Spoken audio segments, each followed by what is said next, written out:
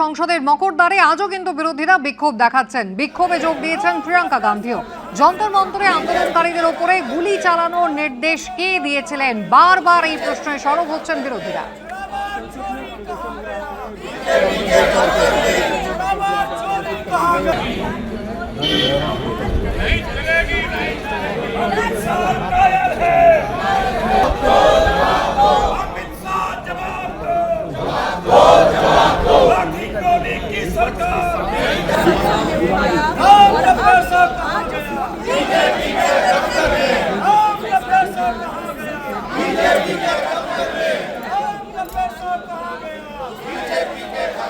আজকে অমিত শাহ তো কায়ের, তার কারণ ওই অর্ডার দিয়েছিল ছাত্রদের উপর গুলি এবং লাঠি চার্জের। সুতরাং ওর হাউসে এসে জবাব দেওয়া উচিত। আমরা বলছি অমিত শাহ সদনে এসো এবং তুমি ক্ষমা চাও, এই দাবিতেই আমরা লড়াই করছি। কেন্দ্রীয় স্বরাষ্ট্রমন্ত্রী অমিত শাহ তাকে এই ঘটনার দায় নিতে হবে, ক্ষমা চাইতে হবে। গতকালও আপনারা দেখেছেন বারবারই কিন্তু লোকসভা উত্তপ্ত হয়েছে এই ইস্যুতে। রাহুল গান্ধী তিনি সরাসরি কিন্তু বলছেন পদত্যাগ করতে হবে কেন্দ্রীয় স্বরাষ্ট্রমন্ত্রীকে। আজ সকালের ছবি দেখছেন যেখানে বিরোধীরা তারা একজোট হয়েছেন, কালীঘাট তৃণমূল তারাও কিন্তু বিরোধীদের সঙ্গে একযোগে সরব হয়েছেন। কেন্দ্রীয় স্বরাষ্ট্রমন্ত্রীকে সংসদে আসতে হবে, ক্ষমা চাইতে হবে তাকে।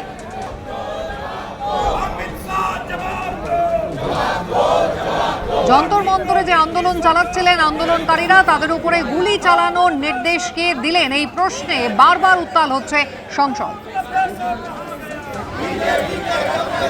দেখতে পাচ্ছেন হু গেভ দ্য অর্ডার, এই লেখা ব্যানার নিয়ে কিন্তু আজকে সকালে বিরোধীরা তারা মকরদ্বারে জড়ো হয়েছেন এবং সরব হয়েছেন। তারা দাবি করছেন কেন্দ্রীয় স্বরাষ্ট্রমন্ত্রীকে আসতে হবে সংসদে, লোকসভায় দাঁড়িয়ে ক্ষমা চাইতে হবে তাকে।